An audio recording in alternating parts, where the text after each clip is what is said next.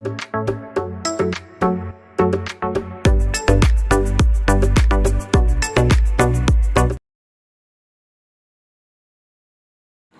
Morning, ഏവർക്കും study Nifty മലയാളത്തിൻ്റെ daily market ന്യൂസിലേക്ക് സ്വാഗതം. ഇന്ന് മാർച്ച് 30 തിങ്കളാഴ്ചയാണ്. ഇന്ധന നികുതിയിൽ പ്രധാനപ്പെട്ട ചില മാറ്റങ്ങളായിരുന്നു വെള്ളിയാഴ്ച പുറത്തു വന്നത്. കേന്ദ്ര സർക്കാർ പെട്രോൾ, ഡീസൽ, എക്സൈസ് ഡ്യൂട്ടിയിൽ 10 രൂപ കുറച്ചിരുന്നു. ഇന്ത്യയിലെ ഓയിൽ മാർക്കറ്റിംഗ് കമ്പനികളുടെ നഷ്ടം കുറയ്ക്കാൻ വേണ്ടിയാണ് ഇപ്പോൾ എക്സൈസ് ഡ്യൂട്ടിയിൽ ഒരു കുറവ് വരുത്തിയിരിക്കുന്നത്. ഇത്തരത്തിൽ നികുതിയിലുള്ള കുറവ് കാരണം 1.7 ലക്ഷം കോടി രൂപയുടെ വരുമാന നഷ്ടമാണ് സർക്കാരിനുണ്ടാകാൻ പോകുന്നത്. എക്സൈസ് ഡ്യൂട്ടി കുറച്ചു എന്നുള്ള വാർത്ത പുറത്തു വന്നെങ്കിലും അത് മാർക്കറ്റിനെ സംബന്ധിച്ച് വലിയ പോസിറ്റിവിറ്റി ഒന്നും ഉണ്ടാക്കിയില്ല. വിപണി 2% ഇടിവിലാണ് വെള്ളിയാഴ്ച ക്ലോസ് ചെയ്യുന്നത്. ഇതോടുകൂടി 6 വർഷത്തിനിടയിലെ ഏറ്റവും മോശം മാസമായി ഇപ്പോൾ 2026 മാർച്ച് മാറുകയാണ്. സെൻസെക്സ് 9.48%, നിഫ്റ്റി 9.37%-യും ഇടിവാണ് ഉണ്ടാക്കിയിരിക്കുന്നത്. ഫോറിൻ പോർട്ട്ഫോളിയോ ഇൻവെസ്റ്റേഴ്സിൻ്റെ വലിയ സെല്ലിംഗ് തന്നെയാണ് ഇപ്പോൾ നടക്കുന്നത്. DISന്റെ ഒരു പാർഷ്യൽ സപ്പോർട്ടുണ്ട്. എന്നിരുന്നാലും ഇന്ത്യ വിക്സ് 26 എന്ന നിലയിലാണ് ഇപ്പോൾ ഉള്ളത്. അതായത് വൊളറ്റാലിറ്റി നല്ല ഹൈ ആയിട്ട് തന്നെയാണുള്ളത്. വിക്സ് ഇത്തരത്തിൽ നല്ലവണ്ണം ഹൈ ആകുമ്പോൾ മാർക്കറ്റ് അൺസ്റ്റേബിൾ ആവുന്ന ഒരു കണ്ടീഷനിലാണുള്ളത്. വലിയ ബിഗ് സഡൻ മൂവ്മെൻറ്റ്സ് ഒക്കെ നമുക്ക് നമ്മുടെ മാർക്കറ്റിൽ കാണാൻ കഴിയും. പ്രത്യേകിച്ച് ഓപ്ഷൻ ചെയ്യുന്നവർ പ്രത്യേകം ശ്രദ്ധാപൂർവം മാത്രം ഓപ്ഷൻസിലൊക്കെ ട്രേഡ് ചെയ്യുക. മറ്റൊരു പ്രധാനപ്പെട്ട വാർത്ത കൂടിയുള്ളത്, ഫിനാൻഷ്യൽ ഇയർ 2027 ഇന്ത്യയുടെ സാമ്പത്തിക വളർച്ച 7% മുതൽ 7.4% വരെ ആയിരിക്കും എന്നാണ് കണക്കാക്കിയിരുന്നത്. പശ്ചിമേഷ്യയിലെ സംഘർഷം കാരണം ഇതിൽ ഗണ്യമായ താഴേക്കുള്ള ഒരു അപകട സാധ്യതയുണ്ടെന്ന് വി അനന്ത നാഗേശ്വരൻ, അതായത് ഇന്ത്യയുടെ ചീഫ് എക്കണോമിക് അഡ്വൈസർ ആയിട്ടുള്ള വി അനന്ത നാഗേശ്വരൻ മുന്നറിയിപ്പ് നൽകുന്നു. ക്രൂഡ് ഓയിൽ വിലയിലുള്ള വർധനവ്, ഇൻപുട്ട് ചെലവ് ഉയരൽ, സപ്ലൈ പ്രശ്നങ്ങൾ എന്നിവ വളർച്ചയെ ബാധിക്കാം. ഇറാൻ യുദ്ധം തുടർച്ചയായിട്ടുള്ള 5ാമത്തെ ആഴ്ചയിലേക്ക് കടന്നതോടുകൂടി ഇപ്പോൾ ഓപ്പൺ ചെയ്തിരിക്കുന്ന US ഫ്യൂച്ചേഴ്സ് കനത്ത ഇടിവിലാണ് ട്രേഡ് ചെയ്യുന്നത്. S&P 500 0.71% ഇടിവിലാണുള്ളത്. ഇപ്പോൾ ഓപ്പൺ ചെയ്തിരിക്കുന്ന ഏഷ്യൻ മാർക്കറ്റുകളിൽ ജപ്പാൻ മാർക്കറ്റ് നിക്കി 5% ഇടിവിലാണ്. കോസ്പി മാർക്കറ്റ് 4.38% ഇടിവിലും ട്രേഡ് ചെയ്യുന്നു. ഇന്ന് ഏഷ്യൻ മാർക്കറ്റ് ഉൾപ്പെടെയുള്ള ഗ്ലോബൽ മാർക്കറ്റുകളെല്ലാം വലിയ ഇടിവിലേക്ക് പോകാനുള്ള കാരണം ഡൊണാൾഡ് ട്രംപ് പറഞ്ഞ ഒരു പ്രസ്താവനയാണ്. ഇറാനിലെ എണ്ണ വിഭാഗങ്ങൾ തങ്ങൾ എടുക്കുകയാണ്. ഇറാന്റെ പ്രധാനപ്പെട്ട ഓയിൽ എക്സ്പോർട്ട് ഹബ്ബായ ഖാർജ് ഐലൻഡ് പിടിച്ചെടുക്കുമെന്നും അദ്ദേഹം പറയുകയുണ്ടായി. വീണ്ടും ഇറാനിലെ പ്രശ്നങ്ങൾ വലിയ രീതിയിൽ മുന്നോട്ട് പോകുമ്പോൾ ബ്രണ്ട് ഫ്യൂച്ചേഴ്സ് $116 കുതിച്ചുയർന്നിരിക്കുന്നു. ഇന്ന് 4% നേട്ടത്തിലാണ് ട്രേഡ് ചെയ്യുന്നത്. WTI $103 ട്രേഡ് ചെയ്യുന്നത്. ഓയിൽ പ്രൈസുകൾ 1% ഇടിവിലാണെന്നുള്ളത്. ബിറ്റ്കോയിൻ $66,000 ട്രേഡ് ചെയ്യുന്നത്.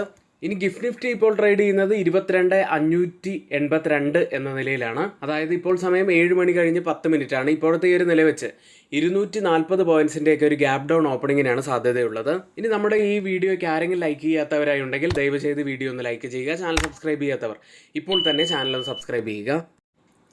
ഇനി പ്രധാനപ്പെട്ട മറ്റൊരു വാർത്തയിലേക്ക്. ഇന്ത്യൻ ഓഹരി വിപണികൾ ഒരു വലിയ സമ്മർദ്ദഘട്ടത്തിലൂടെയാണ് ഇപ്പോൾ കടന്നുപോയിക്കൊണ്ടിരിക്കുന്നത്. ഇറാൻ, അമേരിക്ക, ഇസ്രായേൽ എന്നിവിടങ്ങളിലെ ജിയോ പൊളിറ്റിക്കൽ സംഘർഷം ശക്തമാകുന്നതോടെ മാർക്കറ്റിൽ വ്യാപകമായ സെല്ലിംഗ് ആണ് നടക്കുന്നത്. ഇതിൽ തന്നെ ഏറ്റവും പ്രധാനപ്പെട്ട കാര്യം എന്താണെന്ന് വെച്ചാൽ BSE ലിസ്റ്റ് ചെയ്ത ഏകദേശം 4270 ഓഹരികളിൽ 2234 ഓഹരികളും 50%-ലധികം ഇടിവിലാണ് ഇപ്പോൾ ട്രേഡ് ചെയ്യുന്നത്. ഇത്തരത്തിൽ 50% ഇടിഞ്ഞ സ്റ്റോക്കുകളിൽ കൂടുതലും 52 ആഴ്ചയിലെ ഏറ്റവും താഴ്ന്ന നിലയിലായിട്ടാണ് ട്രേഡ് ചെയ്യുന്നത്. ഇതിൽ തന്നെ 445 ഓഹരികൾ പുതിയ റെക്കോർഡ് ലോയും ടച്ച് ചെയ്തിട്ടുണ്ട്. ഇനി ഗ്ലോബൽ റേറ്റിംഗ് ഏജൻസി ആയിട്ടുള്ള ഗോൾഡ്മാൻ സാച്ചസിൻ്റെ അഭിപ്രായത്തിൽ ഡിഫൻസ് സ്റ്റോക്കുകൾ ഇപ്പോൾ ഫോക്കസിൽ ഉണ്ടാവാൻ സാധ്യതയുണ്ട്. പ്രത്യേകിച്ച് FMCG, ടെലികോം, ഡിഫൻസ് സ്റ്റോക്കുകൾ. അണ്ടർ വെയ്റ്റ് ചെയ്തിരിക്കുന്നത് oil marketing companies, IT, pharma, chemical industries തുടങ്ങിയ കമ്പനികളെയാണ്. ഏതായാലും ഇപ്പോഴത്തെ ഈ ഇടിവിനെ കുറിച്ച് പറയുകയാണെങ്കിൽ ഇതൊരു പാനിക് ഫേസ് ആണോ എന്ന് ചോദിച്ചു കഴിഞ്ഞാൽ ഭാഗികമായി അതെ എന്ന് പറയേണ്ടി വരും. പക്ഷേ സ്ട്രോങ് ആയിട്ടുള്ള ഫണ്ടമെൻ്റൽസ് ഉള്ള കമ്പനികൾ അക്യുമുലേറ്റ് ചെയ്യാൻ കഴിയുന്ന ഒരു അവസരം കൂടിയാണിത്. ഒരു ചോദ്യം ചോദിക്കട്ടെ, ട്രേഡിംഗ് ഒരു കരിയർ ആക്കാൻ ആഗ്രഹിക്കുന്നുണ്ടോ നിങ്ങൾ? പക്ഷേ ഒരുപാട് സ്ഥലങ്ങളിൽ നിന്നും പരിമിതമായ അറിവ് കൊണ്ട്, സോഷ്യൽ മീഡിയ ടിപ്പുകൾ കൊണ്ടും ശരിയായ റിസ്ക് മാനേജ്മെന്റ് ഇല്ലാത്തതും കൊണ്ട് നഷ്ടം സംഭവിക്കുന്നുണ്ടോ? ഇപ്പോഴിതാ സ്റ്റഡി നിഫ്റ്റി മലയാളം ബിഗിനേഴ്സിനായി ബേസിക് മുതൽ അഡ്വാൻസ്ഡ് വരെയുള്ള കോഴ്സ് ഏതാനും ദിവസങ്ങൾക്കകം ആരംഭിക്കാൻ പോവുകയാണ്. NISM equity derivative and research അനലിസ്റ്റിൻ്റെ ക്ലാസ്സുകളാണ് ഉണ്ടായിരിക്കുക.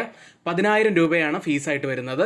NRIസിനും സൗകര്യപ്രദമായ സമയത്തായിരിക്കും ക്ലാസ്സുകൾ ഉണ്ടായിരിക്കുക. പരിമിതമായ സീറ്റുകൾ മാത്രമേ ഉള്ളൂ. അതുകൊണ്ട് പെട്ടെന്ന് തന്നെ എല്ലാവരും നിങ്ങളുടെ സീറ്റുകൾ റിസർവ് ചെയ്യാൻ ശ്രമിക്കുക. ബന്ധപ്പെടേണ്ട നമ്പർ 7200822228.